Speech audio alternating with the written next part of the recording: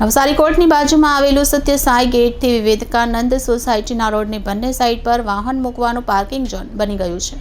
નવસારી કોર્ટની બાજુમાં સત્ય સાઈ ગેટથી વિવેકાનંદ સોસાયટી સુધી રોડની બંને સાઈડ પર વાહન મૂકવાનું નવું પાર્કિંગ ઝોન બની ગયું છે, જેથી બહારના વ્યક્તિઓ પણ અહીં પાર્કિંગ ઝોન સમજીને વાહનો પાર્ક કરીને જતા રહે છે। અહીં સત્ય સાઈ મંદિર, દવાખાનું, હેલ્થ યોગા સેન્ટર, નગરપાલિકાનું તરુણ કુંડ, માટિયા પાટીદાર વાડી, નવી પોલીસ લાઇનના રહેવાસી પરિવાર, સ્થાનિક વિવેકાનંદ સોસાયટી, ટાગોરનગર સોસાયટી આવેલી છે। આવવા જવા માટે આ રોડ હંમેશા વ્યસ્ત રહે છે।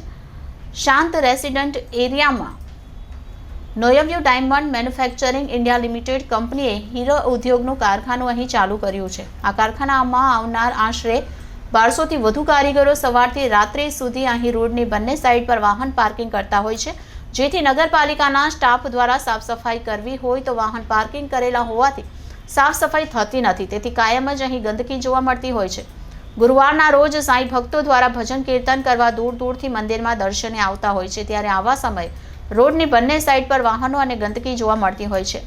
માટિયા પાટીદાર વાડી બાજુમાં હોવાથી બેન્ડ બાજા સાથે વરઘોડો નીકળે ત્યારે આવવા જવાનો રસ્તો જ બંધ થઈ જાય છે। સ્થાનિક રહેવાસીઓને ઇમરજન્સીમાં બહાર જવું હોય તો કઈ રીતે જઈ શકે, આ એક પ્રશ્ન છે। નગરપાલિકા દ્વારા કોઈ પણ બાંધકામ કરે ત્યારે પાર્કિંગની વ્યવસ્થા હોય તો જ પરમિશન આપવામાં આવતી હોય છે, તો આ ડાયમંડ કંપનીને કયા હેતુથી અહીં પરમિશન આપવામાં આવી છે? નગરપાલિકાએ શું કારખાનાવાળાને રોડની બંને સાઈડ પર વાહન મૂકવાની પરવાનગી આપવામાં આવી છે કે શું? વોર્ડ નંબર 13ના સ્થાનિક રહેવાસીઓને મુશ્કેલીનું ધ્યાન બિલકુલ રાખવામાં આવતું નથી। આ પ્રશ્નનું યોગ્ય નિરાકરણ લાવવા સ્થાનિકોએ નગરપાલિકામાં અને સુધરાઈ સભ્યને રજૂઆત કરવા છતાં પણ યોગ્ય નિરાકરણ અધિકારી લાવતા નથી। Reporter Deepakbhai Parmar, city golden news, Navsari.